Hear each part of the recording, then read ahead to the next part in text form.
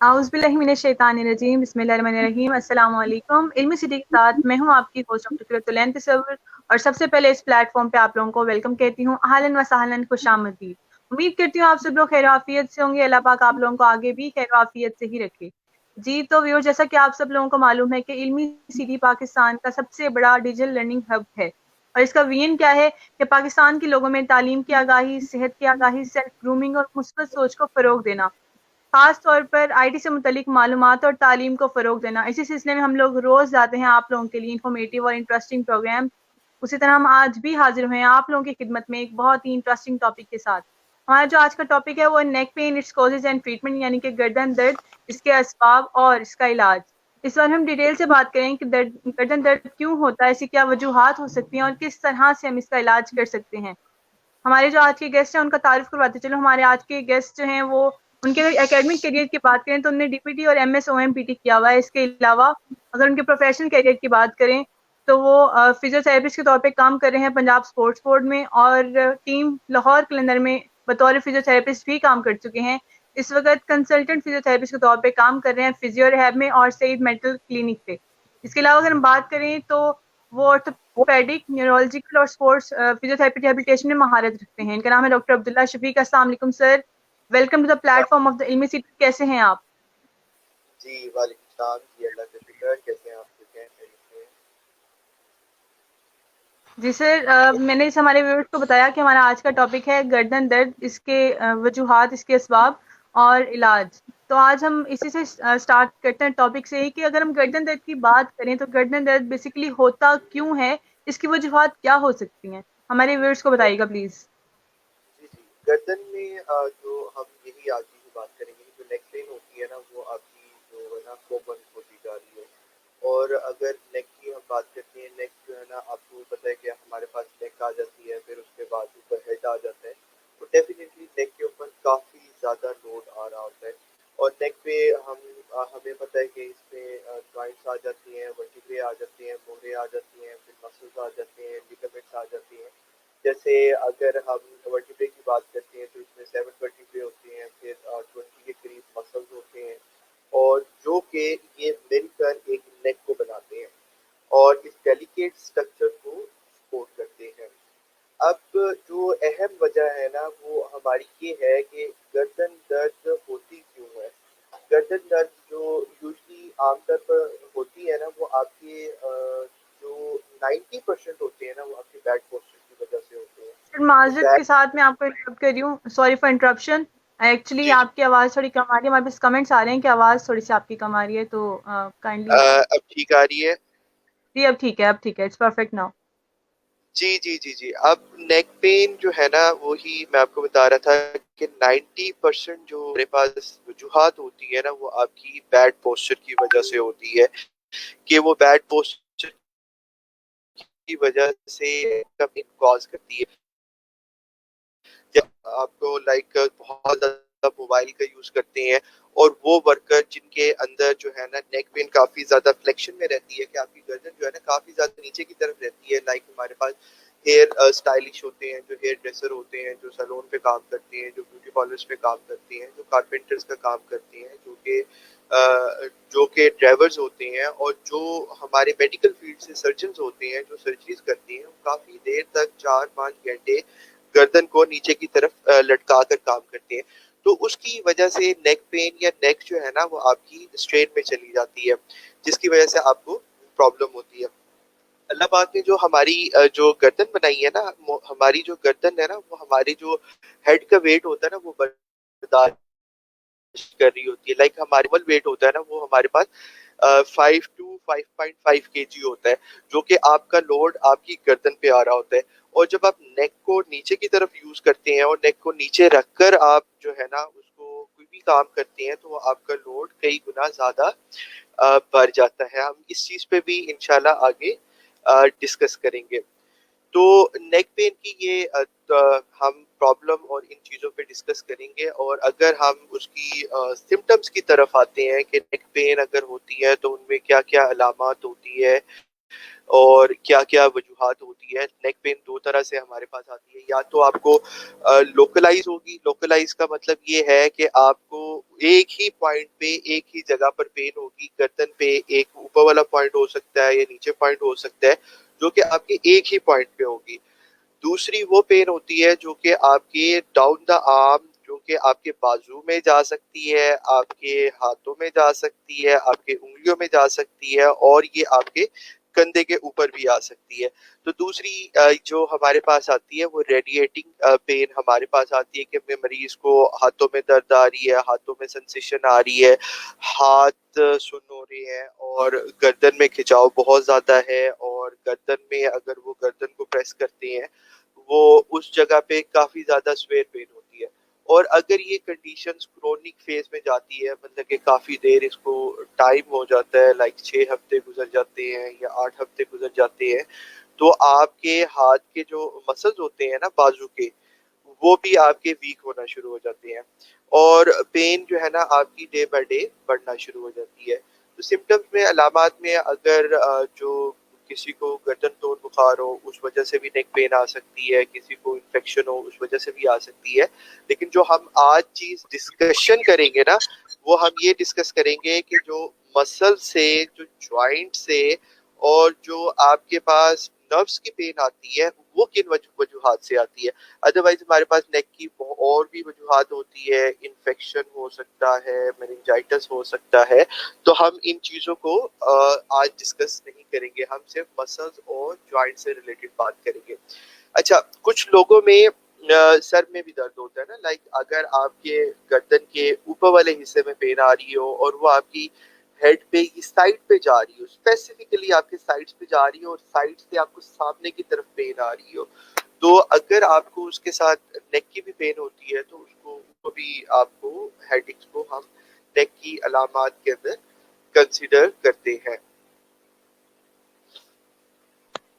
बहुत शुक्रिया सर आपका। और यहाँ पे जो व्यूअर्स जिन्होंने हमें अभी ज्वाइन किया है उनको वेलकम।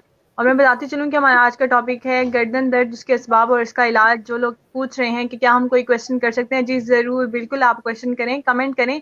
आपके जो भी सवाल है हम कोशिश करेंगे कि आपके तमाम सवालों के जवाब अपने कैसे लेके दे सकें। सर मेरा नेक्स्ट क्वेश्चन ये है कि अभी जैसे हम बात कर रहे हैं कि और भी मल्टीपल रीजन हो सकती हैं, बहुत सी वजूहात हो सकते हैं जिसकी वजह से हमारी गर्दन में दर्द आ सकता है।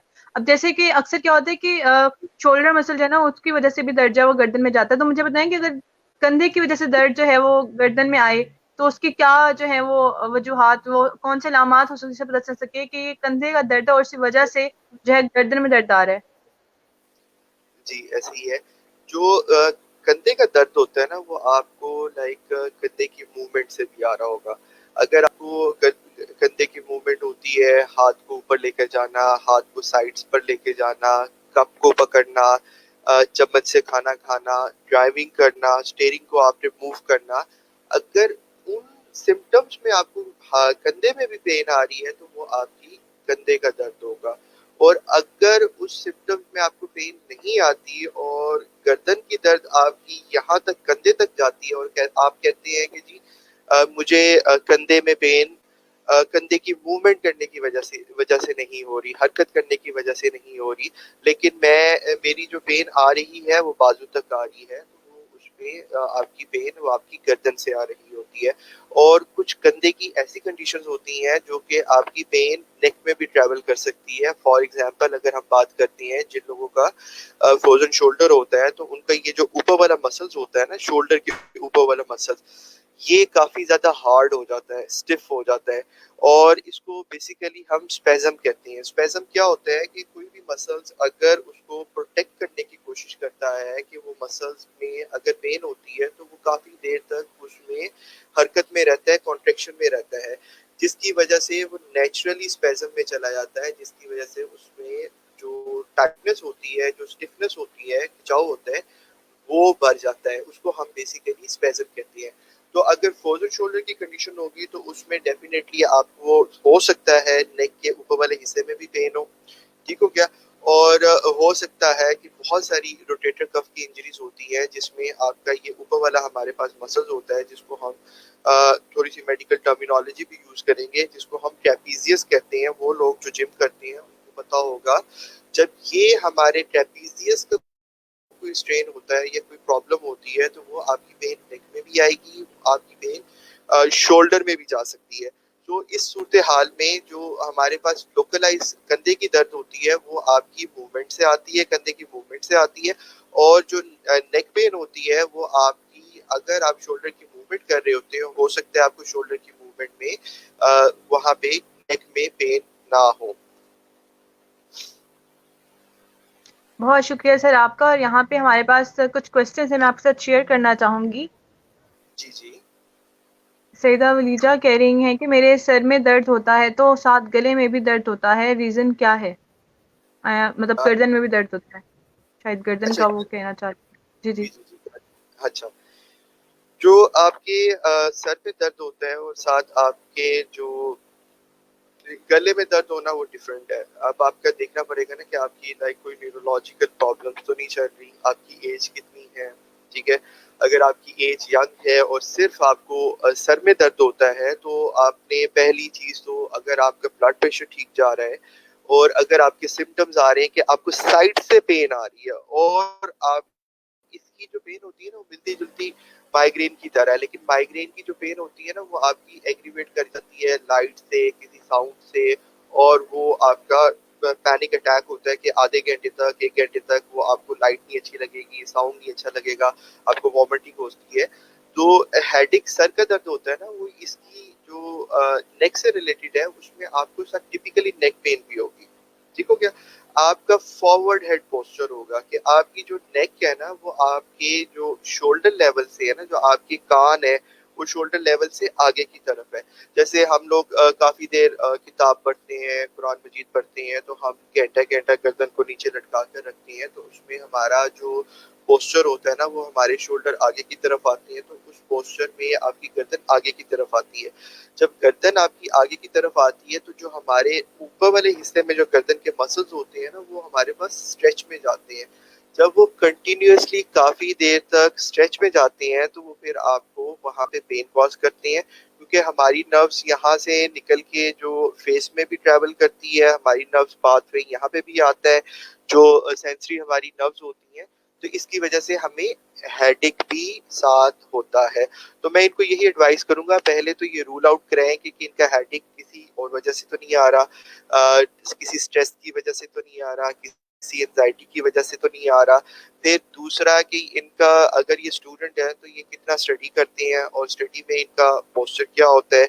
और तीसरा, आजकल आपको पता है कि मोबाइल इतना ज्यादा हम यूज करते हैं कि हम दो दो तीन तीन घंटे गर्दन को नीचे लटका कर हम मोबाइल यूज करते हैं, जिसकी वजह से हमारे जो मसल्स हैं वो अपने नॉर्मल एक्टिविटी से काफी ज्यादा एक्टिविटी करने की वजह से स्ट्रेन में चले जाती है। तो इन चीजों को हमने अवॉइड करना है और इंशाल्लाह हमारा सर का दर्द भी बेहतर हो जाएगा इंशाल्लाह। बहुत शुक्रिया सर आपका। मुझे उम्मीद है सईदा वलीजा आपको आपके सवाल का जवाब बहुत अच्छे से मिल चुका होगा। यहाँ पर हमारे पास एक और सवाल है। जफर अहमद पूछ रहे हैं, I have pain in left arm joint, please advice while I use medicated pillow, thanks. वैसे हमारा जी टॉपिक तो आज गर्दन दर्द के बारे में है, लेकिन सर आप इनकी क्यूरी का भी अगर आंसर देना चाहें तो थोड़ा सा जी इनको जी। बता दें। लेफ्ट आर्म जो है ना, हमें वो हो भी सकता है कि लेफ्ट आर्म जो हमारे पास है ना वो हमारे पास गर्दन से भी आ सकता है। कि उन्होंने क्वेश्चन भी यही पूछा कि जी हमें क्या, कौन सा पिलो यूज करना चाहिए, मैं कौन सा पिलो इस्तेमाल करूं। पहले तो ये देखना ही चाहिए कि इनका पेन का लेवल कितना है, पेन इनको क्या वाकई तकिए की वजह से आ रही है या किसी पैथोलॉजी की वजह से आ रही है या किसी डिजीज की वजह से आ रही है। अगर इनको तकिए की वजह से आ रही है तो यूजली हमारे घरों में ऐसा होता है कि हम कहते हैं कि जी दो दो तकिए यूज करें, हम दो दो तकिए यूज करते हैं। और अगर हमें कोई प्रॉब्लम आती है तो हम क्या करते हैं, तो हम वो तकिया भी निकाल देते हैं। हमारे पास मरीज आते हैं वो कहते हैं डॉक्टर साहब हमने वो तकिया भी निकाल दिया, हम फ्लैट लेट रहे हैं। तो वो भी गलत है, फ्लैट लेटना भी गलत है और डबल तकिया यूज करना भी गलत है। जो मेडिकेटेड पिलो है वो आपका पर्सनल ओपिनियन है, बट मैं आपको यही एडवाइस करता हूँ, सिंपल जो आपका पिलो होता है 4 इंच का, वो लेस देन 4 इंच होते हैं। वो सिंपल जो आपको पिलो है ना वो ना ज्यादा हार्ड होना चाहिए ना ज्यादा सॉफ्ट होना चाहिए, नॉर्मल फर्म होना चाहिए। उसको आपने, यूजली हम क्या करते हैं कि यहाँ पे सिर्फ गर्दन पे रखते हैं, तो आपका पिल्लो जो है ना वो पूरी नेक तक सपोर्ट करना चाहिए। क्योंकि जब आपका नेक नेक जो जो है ना, जब आपका पिल्लो सपोर्ट करता है तो आपके नेक के मसल्स रेस्टिंग में जाते हैं तो नेक के मसल्स प्रॉपर सपोर्टिव होते हैं। और अगर आपका पिलो आपके हेड पे है और नेक को सपोर्ट नहीं कर रहा, और देन आपके चांसेस होते हैं कि आपको नेक पेन, सुबह आप उठें तो नेक आपकी स्टिफ हो सकती है, सुबह आप उठें कि आपको नेक में पेन ज्यादा हो सकती है। और दूसरा जो हमारा स्लीपिंग पोस्चर है ना, हम क्या करते हैं कि जी हम बड़े थके हुए हैं तो हम गर्दन को एक साइड पे राइट लेफ्ट करके उल्टा लेट जाते हैं, जी हम सो रहे हैं। तो उल्टा लेट कर गर्दन को एक साइड पर रखना वो भी गलत है, ठीक है। तो आप क्या कर सकते हैं, आप सीधा लेट सकते हैं, आप करवट में लेट सकते हैं। करवट में ऐसे कि जो आपका पिलो होगा ना वो आपके पूरे शोल्डर के जो है ना आपकी यहाँ तक कवर करेगा। आपके शोल्डर के जो है ना वहां तक जब वो कवर करेगा ना तो आपकी गर्दन इस पोजीशन में नहीं जाएगी, तो आपको यहाँ पे पूरी सपोर्ट मिलेगी और आपकी गर्दन लटकी नहीं रहेगी। तो ये आपको तरीका मैंने बताया कि आपने पिल्लो कैसे यूज करना है, कौन सा यूज करना चाहिए और क्या आपके लिए बेहतर है। बहुत शुक्रिया सर आपका ज़फ़र। मुझे उम्मीद है आपकी क्यूरी बहुत अच्छे से क्लियर होगी होगी और इसी के साथ ही हमारे पास एक और क्यूरी मैं वो लेती चलूँ। लेकिन मैंने कह रहे हैं गर्दन में दर्द है और मैं तकिया लेके लेटने से भी तकलीफ होती है, इसका कोई इलाज बता दें। देखें, आपका जो है ना असेसमेंट और एवेल्यूएशन बड़ी इंपॉर्टेंट होती है। फिजिकली चेक करना बहुत ज़रूरी होता है, चाहे ऑनलाइन हो चाहे आप क्लिनिक पे आकर उसको चेक करवाएं।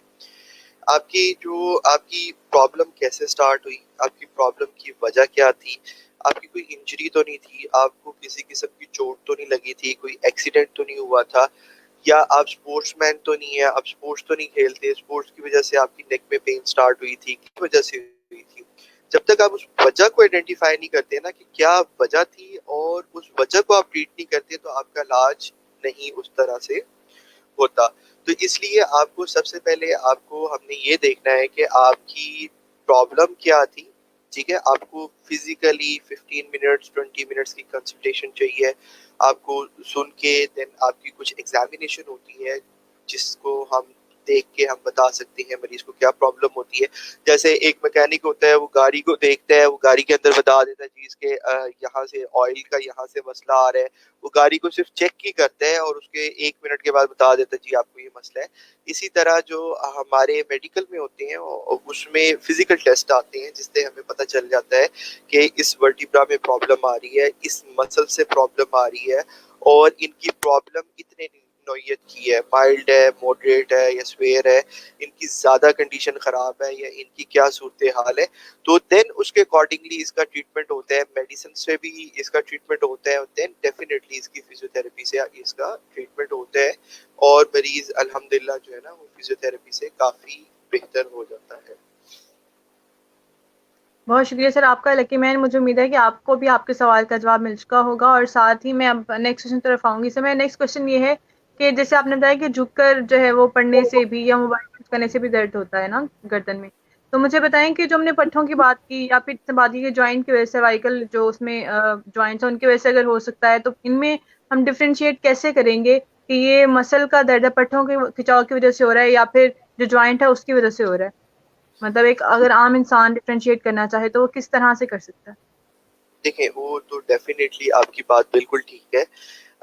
आम इंसान हम हमारा जो मसल्स और जॉइंट्स का जो स्ट्रक्चर्स होता है ना वो इतना पेचीदा होता है, इतना कॉम्प्लेक्स होता है, वो कभी भी आप ना इसको टिपिकली आइडेंटिफाई नहीं कर पाते कि जी आपको टिपिकली यहाँ पे प्रॉब्लम है। अगर आप मसल्स को भी देखते हैं तो डेफिनेटली जब मसल्स इन्वॉल्व होते हैं तो उसके साथ जो मसल्स हमारे अटैच होते हैं ना वो जाके हड्डियों पे होते हैं, बोन्स पर जाके अटैच होते हैं। तो उसकी वजह से अगर मसल की भी प्रॉब्लम होती है तो जॉइंट इफेक्ट होता है। अगर आपकी जॉइंट की वर्टिब्रा की मोरो का भी कोई मसला होता है तो फिर आपका मसल्स भी इफेक्ट होता है। तो इसमें हम यूजली जो डिफरेंशिएट करते हैं ना वो इस तरह से करते हैं कि जो मसल्स होता है ना वो टिपिकली आपकी जो एज होती है ना 22 35 40 तक, इनमें यूजली मस्कुलर प्रॉब्लम्स होती है। जब आप 40 से ज़्यादा जाते हैं तो फिर आपका लाइक एज ज़्यादा होने की वजह से जॉइंट्स में ऑस्टियोफाइट्स बनते हैं, स्पर्स बनते हैं, या जो बोन्स होती हैं वो घिसना शुरू हो जाती है। तो उसमें वो बोन की जो फैसेट जॉइंट की होती है वो पेन आती है।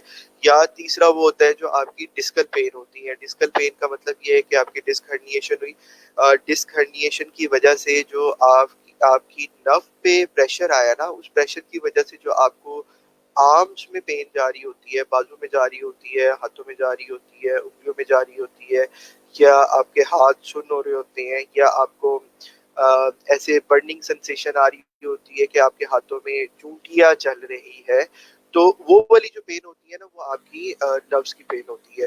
सो मोस्ट प्रोबेबली जो मसल्स की जो पेन होती है ना, वो थोड़ा सा वाइड एरिया में होती है। लाइक आपकी, अगर आपका जो सा मसल है उस एरिया में वो ग्रेटर देन 2 सेंटीमीटर होगा, कि आपके 2 सेंटीमीटर से ज्यादा उस एरिया में पेन होगी और उस पॉइंट्स में पेन होगी, तो वो हमारे पास मस्कुलर, और वो दूसरी हमारे पास जो वर्टिब्रा की पेन आती है, जो हमारे पास नर्व्स की पेन आती है, इन दोनों में ये डिफरेंस है। और आपने एक और क्वेश्चन पूछा था कि जो आप लाइक स्टडीज के लिए काफी देर तक गर्दन को लटका कर बैठते हैं, वो आपकी स्टडीज भी हो सकती है, वो आपका मोबाइल यूज करना भी हो सकता है।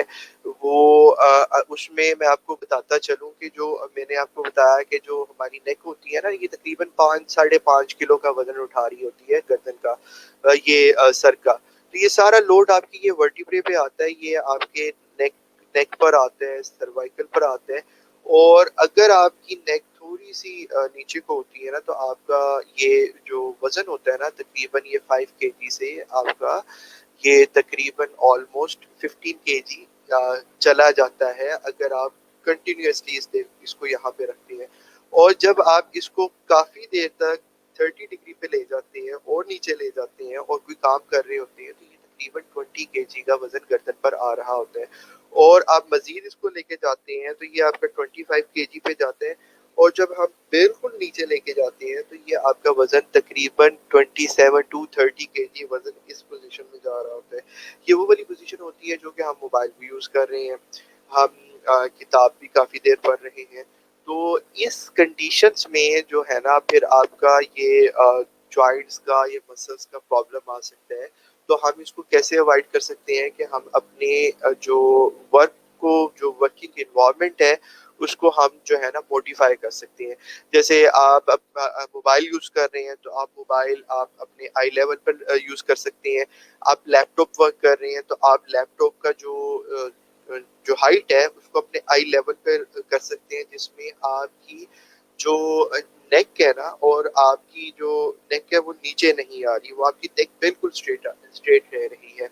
तीसरा, वो जो लोग कैशियर होते हैं, तो उनको भी अपनी मॉडिफिकेशन करनी चाहिए, कि उनको भी, मैंने बहुत सारी स्टोर्स में, काफ़ी सारी जगह में देखा है कि वो काफ़ी देर तक स्क्रीन पे ही काम कर रहे होते हैं। तो वो जब वो यंग होते हैं ना, ये 25-26 एज में, 20 to 30 एज में, तो हमें प्रॉब्लम्स नहीं होती। लेकिन जब हम इसी तरह इसको, बोन्स को, मसल्स को खराब करते करते जब हम 40s में जाते हैं ना, तो हमें पेन स्टार्ट हो जाती है। तो हम इस टाइम थर्ड जनरेशन चल रही है, मुझे तो लग रहा है कि जो हमारी फोर्थ जनरेशन आएगी ना, उनमें पेन्स की जो प्रॉब्लम्स होगी ना, वो मेरा ख्याल है 30 के बाद स्टार्ट हो जाएगी। पहले हमारा डीजेनरेटिव डिस्क डिजीज का प्रोसेस स्टार्ट होता था 50 के बाद। अब जो न्यू रिसर्चेज आ रही है वो ये कह रही है कि जी हमारा लाइफस्टाइल अच्छा नहीं है, हम एक्सरसाइज नहीं करते, हम अपना ख्याल नहीं रखते, तो वो जनाब अब हमें जो है ना 40s के बाद प्रॉब्लम्स आ रही है, गर्दन का दर्द आ रहा है, कमर का दर्द आ रहा है। तो ये जो फोर्थ जनरेशन हमारे बाद भी आएगी ना, या हम जब हम अपनी एज पे जाएंगे, मेरा जाती ख्याल है कि हम 35 या 30 के बाद हमारी जनरेशन स्टार्ट हो जाएगी। सो अपने लाइफस्टाइल को, ये जो एज होती है ना 20 to 40 एज, इसमें अपने लाइफस्टाइल को बेहतर किया जाए, अपनी मॉडिफिकेशन की जाए, ताकि जो आपकी प्रॉब्लम्स आनी है ना लेटर एज में, वो आपको प्रॉब्लम्स ना आए।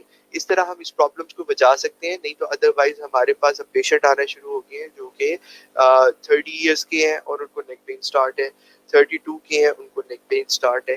तो अगर हम इन पोस्चर्स का ख्याल नहीं रखेंगे, अपने नेक का खुद ख्याल नहीं रखेंगे, तो हम इससे छुटकारा नहीं हासिल कर सकते।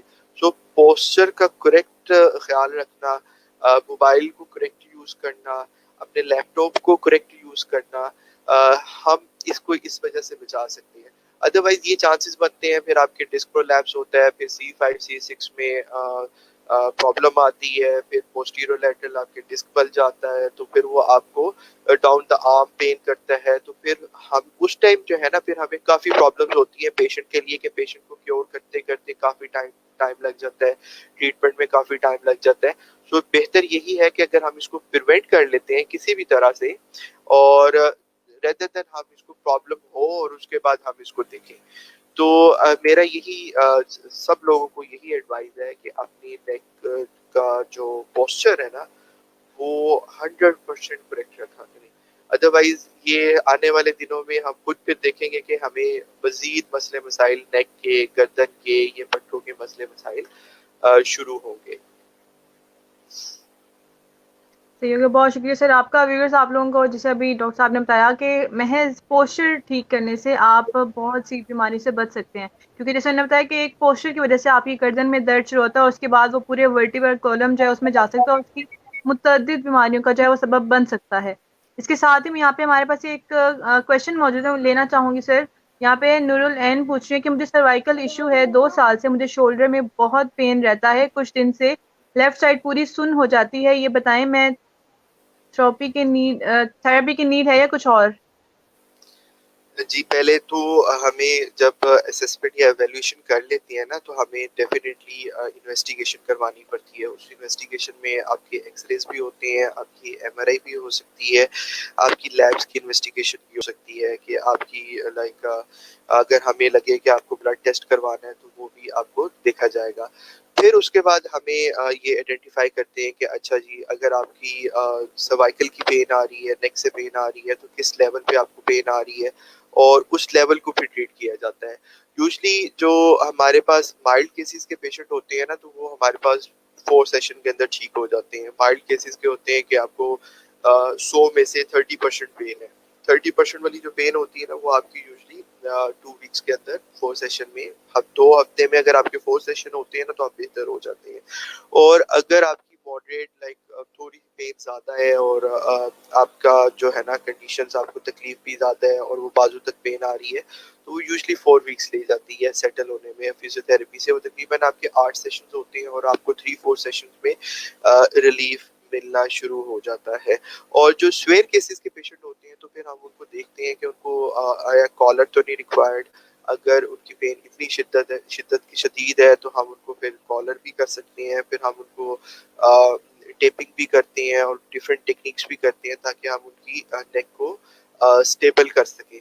जैसे उनकी नेक स्टेबल होती है, उनकी पेन कम होती है, तो देन हम उनका जो ट्रीटमेंट होता है ना, वो फिजियोथेरेपी का हम कर सकते हैं। जिसमें क्या होता है कि आपका आपको बेसिकली मॉइस्ट हीट यूज़ की जाती है, फिर उसके बाद आपकी टेंस मशीन होती है, वो इस्तेमाल की जाती है। वो इलेक्ट्रोड्स प्लेस किए जाते हैं उन पॉइंट्स पे जिन पॉइंट्स पे आपको पेन होती है, और कुछ उन पॉइंट्स पे जहाँ से हमें लगता है कि मसल स्पेज़म में गया हुआ है, मसल्स यहाँ पे टेंस है, उसको बेहतर करने के लिए हम यूज़ करते हैं, वो मशीन यूज़ करती हैं। फिर हम उसको जो एरिया आपको टेंडर होता है, जो एरिया स्पेज़म में गया होता है, उस स्पेज़म को रिलीज़ करना ज़रूरी होता है। फिर हम उसको रिलीज़ करते हैं डिफरेंट टेक्निक से। फिर हम जॉइंट्स को देखते हैं, आपका जॉइंट्स किस लेवल पे आपका वर्टिब्रा की प्रॉब्लम आ रही है।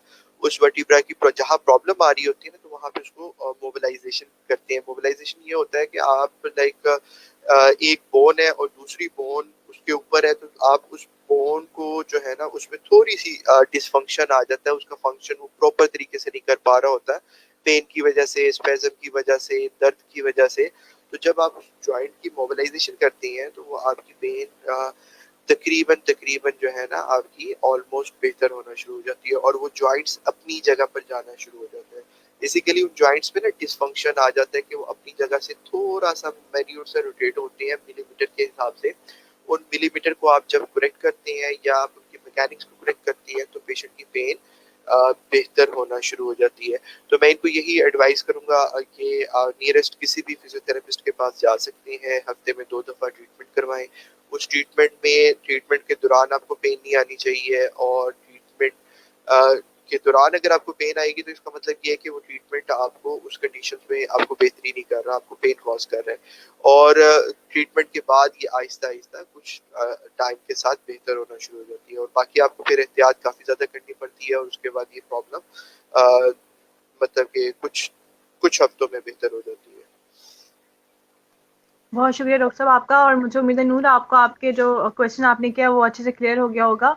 और डॉक्टर साहब अब यहाँ पे मैं अपने व्यूअर से आप लोगों को कोई और क्वेश्चन है तो लाजमी कमेंट करके हमें बताएं ताकि आपके क्यूरीज को क्लियर करवाया जा सके, या अगर कोई सजेशन आपके पास मौजूद है, कोई टॉपिक्स आप हमें बताना चाहते हैं जिसमें हम इन फ्यूचर अपने सेशन कंडक्ट करवा सकें, तो वो भी हमें कमेंट करके लाजमी बताएं। डॉक्टर साहब मैं अपनी जो है नेक्स्ट क्वेश्चन तरफ आऊंगी। अभी आपने इसे बताया था कि हम कौन कौन सी जो है आदत अपना के इससे बच सकते हैं, आपने पोस्चर का जिक्र किया था। इसके अलावा अगर आप कुछ और बताना चाहें जिससे हम अपने लाइफस्टाइल जो है उसमें थोड़े चेंजेस डाल के गर्दन के दर्द से बच सकते हैं।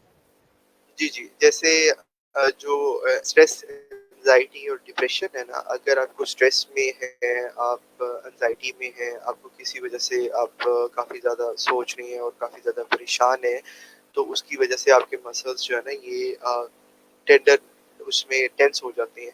जब ये टेंस होते हैं तो वो आपको प्रॉब्लम होती है। तो इसका मतलब ये है कि हमने अपने स्ट्रेस को मेंटेन करना है, अपनी एंजाइटी को मेंटेन करना है। उसके लिए आप लाइट एक्सरसाइज कर सकती हैं, उसके लिए आप रिलैक्सेशन एक्सरसाइजेज जिसमें डीप ब्रीथिंग एक्सरसाइजेज या योगा की एक्सरसाइजेज जिसमें आप 5 मिनट जो है ना अपने आप को डीप इनहेल लेके डीप एक्सहेल अगर आप करते हैं तो आप अपने स्ट्रेस को, अपनी एंजाइटी को, अपने डिप्रेशन को कंट्रोल करते हैं। तीसरा वो लाइक आपकी हैबिट्स, जो सोने की हैबिट्स होती है ना, अगर आपका लाइक स्लीप आपका टाइम प्रॉपर नहीं है, कभी आप 12 बजे सो रहे हैं और कभी आप 3 बजे सो रहे हैं और कभी आप जनाब 5 बजे सो रही हैं, तो ये जो आपकी स्लीप का मैकेनिज्म जो चेंज होता है ना, उसकी वजह से भी आपकी नेक में प्रॉब्लम आती है। तो स्लीप को एक प्रॉपर टाइम पर रखना कि जी जिस बंदे ने जो जितने बजे भी सोना है उसको एक टाइम पर सोना चाहिए कि जी मैंने इतने बजे सोना है और मैंने अपनी स्लीप प्रॉपर लेनी है। अगर उसकी स्लीप प्रॉपर होगी तो उसकी बॉडी की जो हीलिंग होगी वो प्रॉपर तरीके से होगी, उसकी बॉडी की ब्लड सर्कुलेशन है और जो आपकी मसल्स रेस्टिंग में जाते हैं, मसल्स रिलैक्स करते हैं और कुछ जो आपकी रिकवरी होती है वो आपकी प्रॉपर स्लीप से होती है। अगर आपकी प्रॉपर स्लीप नहीं होगी तो आपके जो है ना आप किसी चीज़ पे फोकस नहीं कर पाएंगे, कंसंट्रेट नहीं कर पाएंगे। फिर आप फोकस करेंगे तो आप इन मसल्स को खींचेंगे, जब आप इन मसल्स को खींचेंगे फिर आपको वो प्रॉब्लम आती है। जो ना लाइट एक्सरसाइजेस करते रहना चाहिए। लाइक अगर जो कंप्यूटर यूजर है, आईटी वर्कर है, उनको लाइट सी कोई भी नेक की स्ट्रेचेस करते रहना चाहिए ताकि उनकी नेक की जो फ्लेक्सिबिलिटी है वो मेंटेन रहे। जो चीज़ इम्पोर्टेंट है ना वो ये है कि अगर आप वो ये स्ट्रेचिंग एक्सरसाइज अगर आप कोई कर रहे हैं तो उसमें आपको तकलीफ नहीं होनी चाहिए, उसमें आपको पेन बिल्कुल नहीं होनी चाहिए। अगर आपको उसमें पेन होती है स्ट्रेचिंग करने के साथ, इसका मतलब ये है कि आपका नेक का इशू चल रहा है। आप पहले नेक के इशू को सॉल्व आउट करें, फिर उसके बाद आप स्ट्रेचिंग और दूसरी एक्सरसाइज की तरफ आप आए। चौथा ये कि जो हम लोग लाइक एक्सरसाइज के लिए जो है ना हम उसको यही एडवाइस करते हैं कि लोगों को कि आप लाइट सी वॉक, योगा, स्विमिंग भी कर सकते हैं, लेकिन अभी कोविड की वजह से काफ़ी सारे स्विमिंग पूल जो है ना वो क्लोज हैं। आप साइकिलिंग कर सकते हैं, आप जो है ना लाइक इन एक्टिविटी से इनको जो है ना वो प्रिवेंट कर सकती हैं। अच्छा, एक चीज़ और मैंने जो नोट की है ना वो ये है कि जो हमारी जो ख़वातीन होती है ना वो शोल्डर बैग जो है ना अगर काफ़ी ज़्यादा देर तक रहती है उसमें काफ़ी ज़्यादा सामान भी होता है, तो वो जब वो शोल्डर बैग को यहाँ पे लटकाते हैं ना तो ये वाले मसल्स जो आपके ऊपर वाले मसल्स होते हैं ना ये आपके मसल्स खींचे जाते हैं। तो इसकी वजह से भी आपको इनमें पेन आती है और इसकी वजह से भी आपको नेक में पेन आती है। सो शोल्डर बैग को जो हमारे जो खवातीन है उनसे यही रिक्वेस्ट करते हैं कि जी वो इनमें कम से कम इसमें सामान रखें, बिकॉज अगर आपका हैवी शोल्डर बैग होगा और अगर आपका पर्स हैवी होगा और अगर आप एक साइड पे करेंगे तो वो आपको इसमें पेन कॉज करने की वजह बनेगा। फिर उसके बाद हम यूजली जब भी कोई एक्टिविटी कर रहे होते हैं ना तो हम क्या करते हैं कि हम लाइक कंटिन्यूअसली 2-2 3-3 घंटे वर्क कर रहे होते हैं। जैसे हम लैपटॉप पे काम कर रहे हैं तो हम कंटिन्यूअसली जो है ना 2 घंटे काम कर रहे हैं, तो ब्रेक्स लेना बड़ा इंपॉर्टेंट है। लाइक आपने 30-40 मिनट्स के बाद जो है ना आप खड़े हुए 1 मिनट चल लिया, किचन में गए, पानी के गिलास पकड़ा, पानी पानी पी लिया। सो इसी बहाने आप अपनी एक्टिविटीज में अगर आप उसको ब्रेक लेकर आते हैं तो फिर आपको ये चीजें या ये प्रॉब्लम आपको नहीं होती। बहुत शुक्रिया सर आपका। यहाँ पे हमारे पास एक क्वेश्चन है, आज सुबह पूछ रही हैं, डॉक्टर मुझे डिस्क प्रॉब्लम है और अब लेफ्ट हैंड के शोल्डर के जॉइंट में बहुत पेन है और मसल में भी, कोई एडवाइस करें। जी बिल्कुल, आपका डिस्क का प्रॉब्लम पहली बात आपको कैसे पता चला? आपको किसी डॉक्टर्स ने देखा है या आपने एमआरआई करके उसको कंफर्म किया है? तो आपका जो डिस्क का इशू है ना, तो डिस्क का इशू में पहले तो इसका ट्रीटमेंट होता है, जो फिजियोथेरेपी ट्रीटमेंट होता है, कंजर्वेटिव ट्रीटमेंट होता है, उससे आपकी पेन सेटल की जाती है। जब आप हो जाती है ना, तो फिर आपको एक्सरसाइजेस बताई जाती है। अर्ली आप एडवाइस नहीं की जाती। कुछ कंडीशंस में एक्सरसाइज आपको नहीं करवानी होती है और कुछ कंडीशन में आपको करवानी होती है। अगर आपकी पेन की सूरत हाल है तो पेन आपकी डेफिनेटली फिजियोथेरेपी सेशन होगा, तो उससे आपकी बेहतर पेन आपकी होगी। और देखा ये जाएगा कि सिर्फ ये नेक के किस वर्टिब्रा से पेन आ रही है और इनकी पेन की नौयत किस तरह की है। बहुत शुक्रिया डॉक्टर साहब आपका। आज का मुझे उम्मीद है आपकी क्वेरी बहुत अच्छे से क्लियर हो गई होगी। सर अब सेशन को एंड करने की तरफ आना चाहूंगी। हमारा जो मतलब लास्ट क्वेश्चन है, मैं पूछना आपसे ये चाह रही हूँ कि अगर हम बात करते हैं बगैर अद्वियात से, यानी कि फिजिकल थेरेपी के थ्रू हम अगर इसके इलाज की बात करें, तो उसमें बेसिकली क्या क्या चीजें शामिल होती हैं जिससे हम गर्दन के दर्द से छुटकारा हासिल कर सकते हैं। जी, हम इसी में जो हमारे पास ट्रीटमेंट होता है ना, उसमें मैंने आपको बताया कि हमारे पास मोडालिटीज़ होती है, फिर हमारे पास जो डिफरेंट टेक्निक्स होती है, वो टेक्निक्स मसल्स के लिए होती है, सॉफ्ट टिश्यू रिलीज मसल्स के लिए होता है। फिर हमारे पास जॉइंट्स पे डिफरेंट टेक्निक्स हम यूज़ करते हैं, जिसको हम मोबिलाइजेशन कहते हैं। उस जॉइंट्स पे भी मल्टीपल आ जाती है, जिसमें सिर्फ वो हाथों से ट्रीटमेंट होता है। वो आपके किसी लाइक मेडिसिन से ट्रीटमेंट नहीं होता। जब आपकी जॉइंट्स की करेक्शन होती है, जब आप टोन अप होते हैं वहाँ पे, तो वो आपकी प्रॉब्लम्स बेहतर होना शुरू हो जाती है। इसमें मजीद अगर हम जाते हैं तो हम इसमें लाइक ड्राई नीडलिंग का नीडल्स के जरिए से उस जगह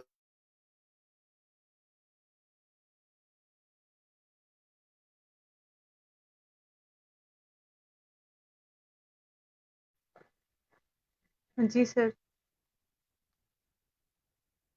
व्यूअर्स आप लोग काइंडली में कमेंट करके बता दें कि क्या मेरे एंड पे इंटरनेट इशू आ रहा है हमारी गेस्ट के एंड पे, ताकि पता चल सके और इसको जो है फिर सॉर्ट आउट किया जा सके। और मैं यहाँ पे आप लोगों के कमेंट्स देख रही हूँ, क्योंकि वक्त की किल्लत है और वक्त की किल्लत की वजह से मैं सब लोगों के कमेंट्स इस वक्त नहीं दिखा सक रही। तो मैं आप लोगों को कहना चाहूंगी कि जिन लोगों ने कहा है उनके मसल्स का इशू है, पट्टों खिंचाव है, या फिर उनके जोड़ों का दर्द है, तो और मेडिसिन से भी फर्क नहीं पड़ रहा, तो मैं उनको ये कहना चाहूंगी अपने करीबी फिजियोथेरेपिस्ट के पास जाएं, उनसे कंसल्ट करें, ताकि वो आपके फिजिकल एग्जामिनेशन के बाद आपको बता सकें कि आपकी जो एक्सरसाइज वगैरह कौन सी एक्सरसाइज आपको रिकमेंड किए जानी चाहिए और आप जो है जल्द से जल्द सेहतयाब हो सकें। जी सर कंटिन्यू करें कि प्लीज। जी, मैं यही बता रहा था कि जो फिजियोथेरेपी है ना, वो सिर्फ एक्सरसाइज का नाम नहीं है कि सिर्फ आप एक्सरसाइज से ट्रीटमेंट करती हैं। फिजियोथेरेपी एक ब्रॉड फील्ड है, जिसमें इतनी सारी टेक्निक्स हैं कि आप काफ़ी सारी टेक्निक से पेशेंट को बेहतर कर सकते हैं। जिसमें मैंने आपको ड्राई नीडलिंग बताई, जिसमें मैंने आपको मोबिलाइजेशन बताई, जिसमें मैंने आपको सॉफ्ट टिश्यू रिलीज बताया कि जो उस मसल्स को जब आप रिलीज करते हैं, बेहतर करते हैं, तो मसल टोन अप हो जाता है, वो मसल ठीक हो जाता है। ठीक हो गया। फिर मैंने आपको जॉइंट्स की बताई कि जब मोबिलाइजेशन मैंने आपको बताई, मोबिलाइजेशन ये होती है कि हम उस जॉइंट्स को उसकी करेक्ट पोजीशन में लेकर आने की कोशिश कर रहे होते हैं, और जब वो उस अपनी करेक्ट पोजीशन में आता है तो आपकी पेन बेहतर होना शुरू हो जाती है, तो आपका जॉइंट्स अपनी जगह पे करेक्ट हो जाता है। कहीं भी आपको पेन होती है ना, तो वो आपकी जॉइंट्स को थोड़ा सा जो है ना डिसफंक्शन में ले जाता है कि आप गर्दन को राइट नहीं मूव कर सकते। जब आप गर्दन को राइट नहीं मूव कर सकते हैं, तो जब आप जॉइंट की मोबिलाइजेशन करते हैं, तो फिर आप गर्दन को राइट मूव कर सकते हैं, गर्दन को लेफ्ट मूव कर सकते हैं। फिर आपकी जॉइंट्स जो रेंजेस होती है ना, जो आपकी पहले आप देख नहीं पा रहे थे राइट या लेफ्ट, वो आपकी फिजियोथेरेपी से बेहतर हो जाती है। तो सिर्फ फिजियोथेरेपी एक्सरसाइज का नाम नहीं है। फिजियोथेरेपी एक तरीका इलाज है जो कि पूरी दुनिया में यूज हो रहा है, जो कि बगैर किसी सर्जरी के इलाज होता है। और सर्जरी पे भी अब हम जाते हैं वेरी रेयर केसेस में, हर चीज में हम सर्जरी पर नहीं जा सकते। सर्जरी की इंडिकेशंस होती हैं, उसके बाद मरीज को सर्जरी की तरफ भेजा जाता है। अर्ली स्टेजेस पे हम सर्जरी पेशेंट को सर्जरी की तरफ एडवाइस नहीं करते। बहुत शुक्रिया सर आपका। और यहाँ पे मैं अपने व्यूअर्स को बताना चाहूंगी जो पूछ रहे हैं कि डॉक्टर साहब से कैसे रब्ता किया जाए, तो उनको बताते चलूँ कि मैंने शुरू में ही बताया था कि अगर आप लाहौर के रहने वाले हैं तो आप डॉक्टर साहब से जो है मिल सकते हैं फिजियो रिहैब पे। वो बतौर कंसल्टेंट फिजियोथेरेपिस्ट काम कर रहे हैं फिजियो रिहैब पे, और इसके अलावा सईद मेडिकल क्लिनिक पे भी बतौर कंसल्टेंट फिजियोथेरेपिस्ट काम कर रहे हैं। सर जो यहाँ लाहौर के नहीं है और आपसे ऑनलाइन कंसल्टेशन चाहते हैं, उनके लिए बता दें कोई फ़ोन नंबर या ईमेल एड्रेस अगर आप शेयर करना चाहें तो प्लीज़। जी, जी, आप हमारा जो फ़ेसबुक पे पेज है ना फिज़ियो रिहैब के नाम से, आप वहाँ पे हमसे राब्ता कर सकती हैं। अगर आप मुझसे पर्सनल कॉन्टैक्ट करना चाहती हैं तो मैं आपको जो नंबर है वो इस वीडियो के बाद आपको शेयर कर दूँगा। तो उस नंबर से आप राब्ता कर सकती हैं, हमारे पेज को फ़ॉलो कर सकती हैं। या आप गूगल पे सर्च कर सकती हैं फिज़ियो रिहैब लाहौर, आपको वहाँ से एड्रेस भी मिल जाएगा, आपको वहाँ से नंबर भी मिल जाएगा। और अगर आप उस नंबर से ऑनलाइन कंसल्टेंसी लेना चाहती हैं तो हम आपको ऑनलाइन कंसल्टेंसी भी दे सकते हैं। आप क्लिनिक आना चाहती हैं, लाहौर से हैं, हम आपको क्लिनिक में भी फैसिलिटेट करेंगे। बहुत शुक्रिया सर आपका। और यहाँ पे मैं आपका बहुत ज़्यादा शुक्रिया अदा करना चाहूँगी, आपने हमें ज्वाइन किया, हमारे तमाम जो क्यूरीज हैं उनको क्लियर किया, अपने इतने कीमती वक्त से हमारे लिए वक्त निकाला और इतनी इन्फॉर्मेटिव बात हमारे साथ शेयर की। बहुत शुक्रिया सर आपका हमें ज्वाइन करने के लिए। बहुत शुक्रिया जी। और यहाँ पे मैं अपने व्यूअर्स का बहुत ज़्यादा शुक्रिया अदा करना चाहूँगी कि आप लोगों ने हमें ज्वाइन किया और अपने कमेंट्स के साथ हमारे इस सेशन को इतना इंटरेक्टिव बनाए रखा। मुझे उम्मीद है कि आप लोग आगे भी हमारे साथ इस तरह ताउन करते रहेंगे, और क्योंकि ये सेशन बहुत ज़्यादा इन्फॉर्मेटिव था, इसमें बहुत ही कॉमन और इन्फॉर्मेटिव सेशन था, तो मैं उम्मीद करती हूँ कि आप इसको आगे भी अपने प्यारों के साथ शेयर करेंगे ताकि वो गर्दन दर्द की वजूहात और इसके इलाज के बारे में जान सकें। यहाँ पर मैं आप लोग से इजाज़त चाहूँगी। आप लोगों से इंशाल्लाह मुलाकात होगी फिर किसी नए टॉपिक के साथ, किसी नए गेस्ट के साथ। तब तक अपना बहुत ज़्यादा ख्याल रखिएगा, दुआ में याद रखिएगा। अल्लाह हाफ़िज़, टेक केयर, पाकिस्तान ज़िंदाबाद।